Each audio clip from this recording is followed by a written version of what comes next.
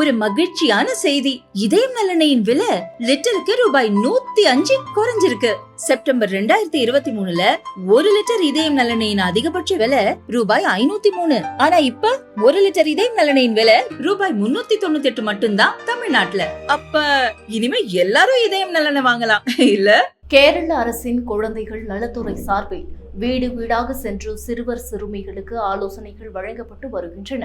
இதன்படி கேரள நலத்துறை அலுவலர்கள் சமீபத்தில் பத்தினம்திட்டா பகுதியில் சிறுவர் சிறுமிகளை சந்தித்து குறைகளை கேட்டறிந்த போது, பின்தங்கிய பகுதியில் வசிக்கும் பட்டியலினத்தைச் சேர்ந்த சிறுமி தனது 13 வயது முதல் சுமார் 5 ஆண்டுகள் பலர் தன்னை பாலியல் வன்கொடுமை செய்ததாக கூறியதை கேட்டு அதிர்ச்சியடைந்த அலுவலர்கள் சிறுமியை மீட்டு காப்பகத்தில் சேர்த்துள்ளனர். மனநல நிபுணர் உள்ளிட்டோர் சிறுமிக்கு ஆலோசனை வழங்கி வருகின்றனர். இதுகுறித்து பேசிய குழந்தைகள் நலத்துறை அதிகாரிகள், பாதிக்கப்பட்ட சிறுமி சிறுவயது முதலே தடகள விளையாட்டு வீராங்கனையாக இருந்துள்ளார்.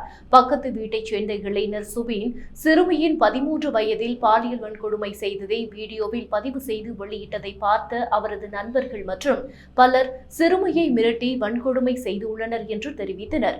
இதுகுறித்து போலீசார் பேசுகையில், முதல்கட்ட விசாரணையில் 60க்கும் மேற்பட்டோர் சிறுமியை வன்கொடுமை செய்துள்ளது தெரியவந்துள்ளது.